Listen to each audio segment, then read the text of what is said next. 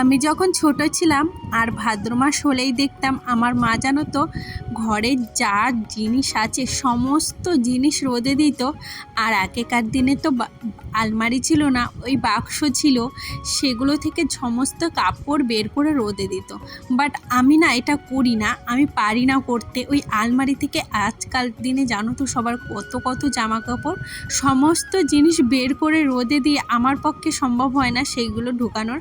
আসলে যদি বাড়ির অন্য কাজ না করতে হতো তাহলে খালি ওই জামা বের করে রোদে দিলে হয়তো সম্ভব হতো, বাট এই সমস্ত কাজ করে আবার সব কিছু বের করে জায়গা মতো গুছিয়ে রাখা আমি পারি না। যাই হোক, আজকে যেহেতু বিশ্বকর্মা পুজো, আর বিশ্বকর্মা পুজো এলেই জানো তো আমি বাড়িতে পুজো দিই, বাট এবারে আর দেওয়া হয়নি। ওই কালকে জানতে পারলাম আজকে বিশ্বকর্মা পুজো, আর কালকে আমি বাড়ি ছিলাম না, এক জায়গায় গিয়েছিলাম। তো সেইখান থেকে অনেকটা বেলায় বাড়ি এসেছি, তো আর কোনো কিছু করা হয়নি। আর এই যে পাশের বাড়ি দিদিদের বাড়ি গিয়েছিলাম প্রসাদ আনতে, দিদিরা আগের দিনই সমস্ত কিছু করে রেখেছিল, তাই আজকে কিছু ওই শাপল বলো কোদাল বলো এগুলোকে ধুয়ে সিঁদুরের ফোঁটা দিয়ে পুজো দেয়। তো আমিও করি, এবারেও করেছি, কিন্তু অনেকটা বেলায় জানো তো। যাই হোক, এইদিকে দেখো আমি রান্নাঘরের সমস্ত জিনিস বের করে নিয়েছি, আর রান্নাঘরটা বেশ ভালোই নোংরা হয়েছে। প্রতিদিন যতই পরিষ্কার করি না কেন, তাও কোথা থেকে যে এত নোংরা চলে আসে বুঝতেই পারি না। আর আমার ননদ কিছুটা না কৌটোকুটি ধুয়ে দিয়েছিল, আর রান্না করে লেগেছি, অনেকটাই বেলা হয়ে গেছে। ভাবছিলাম আজকে কখন আমি স্নান করব। আর এগুলো না ঘরে বসে ধুতে না আমার খুব একটা ভালো লাগে না, মনে হয় কি আমার পরিষ্কার হয় না। এই বাইরে এসে ধুতে যে মজা, ঘরে বসে একটুখানি জায়গায় এতগুলো জিনিস নিয়ে আমি কেন জানি না পছন্দ করি না। তার জন্য এই যে সব নিয়ে চলে এসেছি একদম ঠাটাপোড়া রোদে। যা সব কিছু বের করে নিয়েছে, এই যে যত শাড়ি ঘরে যা যা ছিল সব মেলে দিয়েছে, লেপ কাঁথা এগুলো এখন গুছাচ্ছে। সকাল থেকে লেগেছে, ওনার প্রায় কমপ্লিট, আর আমি কখন শেষ করবো তাই বুঝতে পারছি না। আমার মনে হয় বিকাল হয়ে যাবে। আজকে সকালবেলায় কিছুটা আসন আর ওই পা মোছাগুলো না আমি ধুয়ে দিয়েছিলাম। এই পুজোটা মনে হয় যে তৈরি করেছে ভাবনা চিন্তা করেই তৈরি করেছে। ঘরের যা যা জিনিস থাকবে পরে সেগুলো কিন্তু আজকের দিনে ধোয়া হয়ে যায়। আমার বাপের বাড়িতে আরও কত কিছু যে ধুতাম, তখনকার দিনে কিন্তু আরও জিনিস ছিল, এই হেরিকান বলো ল্যাম্প বলো সমস্তটা ধুতাম। কিন্তু এখন তো আর ওইসব নেই, তাই ওইসব তত একটা ধুতেও হয় না। তবুও আমার বাড়িতে হেরিকান রয়েছে, বাট আমার পক্ষে সম্ভব ছিল না আজকে সমস্ত কিছু করা।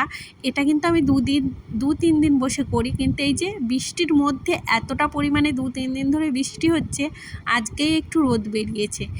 আর কালকেও প্রচণ্ড পরিমাণে বৃষ্টি হয়েছে, ওই কালকে বিকাল থেকে জানো তো বৃষ্টিটা ছেড়েছে, তবু আজকেও মেঘ করেছিল এর মধ্যে। তো আমি ভাবছিলাম যে আবার যদি বৃষ্টি নামে তাহলে কি হবে বলো তো, ওপরে সমস্ত জিনিস রোদে দেওয়া রয়েছে। আর আমার যা সকাল থেকেই একদম লেগে পড়েছে, আমি ভেবেছিলাম আজকে সকাল সকাল ঘুম থেকে উঠবো, ওই আনিশার জন্য উঠতে পারিনি। এর মধ্যে করেছিল মেঘ, আবার সমস্ত কিছু নিয়ে ঘরে আমি যেই ঘরে আর কি শুই সেই ঘরেই রেখে দিয়েছি। আর রান্নাঘরটার অবস্থা দেখেছো, নিচটা ঝাড় দিই, তবে ওই কোনা কাঞ্চিগুলো তো সব প্রতিদিন ঝাড় দেওয়া হয় না, তাই অনেকটা পরিমাণেই ধুলো জমে যায়। তাই আর কী করব, আজকে যখন ভাবছি পরিষ্কার ধরেইছি তখন একেবারে পরিষ্কার করেই ফেলবো। আর এইখানে এসে যে আমার হাতে আজকে কতবার কেটেছে, এই বাসন মাজা সেই স্টিলের ঝাঁঝরি থাকে না, ওটা দিয়ে অনেকক্ষণ বসে বসে আজকে আমি পরিষ্কার করেছি। আজকে প্রায় 4:30টার সময় স্নান করেছি। আর এনার্জি ছিল না যে কোনো ভিডিও তোমাদের সাথে শেয়ার করব। রান্নাঘরটা পরিষ্কার করতে আমার অনেকটা টাইম চলে গেছে, আর কি সুন্দর ক্লিন হয়েছে জানো। দেয়ালটাই ভেবেছি আমি পেপার চিটিয়ে দেবো, তাহলে এর পরের বার একটু হলেও কষ্ট কমবে। এরকম ছড়িয়ে আছে, তার জন্য আজকে আর গুছিয়ে সুন্দর করে তোমাদের সামনে ভিডিওটা প্রেজেন্ট করতে পারলাম না।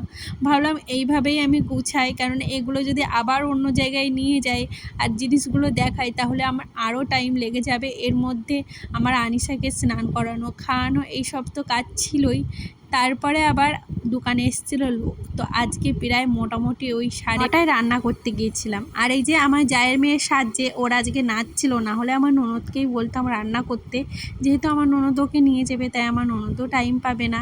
আর এতটা খাটাখাটনির পর একটুও রেস্ট নিই জানো তো বিকালে। আর ভোদো বানাতে হয়, তার জন্য নারকেল এনে রেখেছিলাম, সেটাও আর বানানো হয়নি। এবারে সমস্ত জিনিসই আমার সব উল্টো পাল্টা হয়ে গেছে, কেন জানি না। তবে হ্যাঁ, আমার কিন্তু সমস্ত নিয়ম নিয়ম পালতেই ভালো লাগে, যদি শরীর পারে। সব সময় তো শরীর পারে না, একার পক্ষে এতটা কিছু করা সম্ভবও নয়।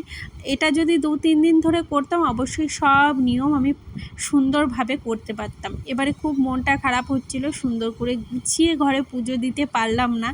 যাই হোক, এই যে এখন সমস্ত জিনিস আবার গুছিয়ে রাখলাম।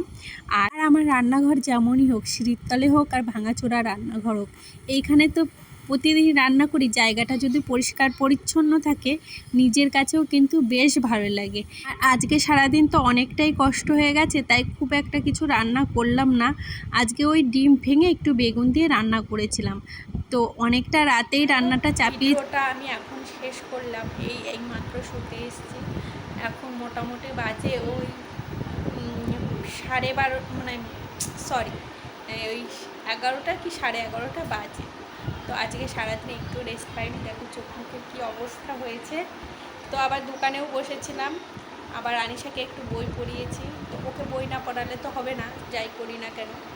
যাই হোক, ভিডিওটা যদি কোথাও তোমাদের একটু ভালো লাগে থাকে তাহলে একটু প্লিজ সাপোর্ট করো, পাশে থেকো। তো আজকের মতো টাটা, দেখা হচ্ছে আবার একটা নতুন ভিডিও।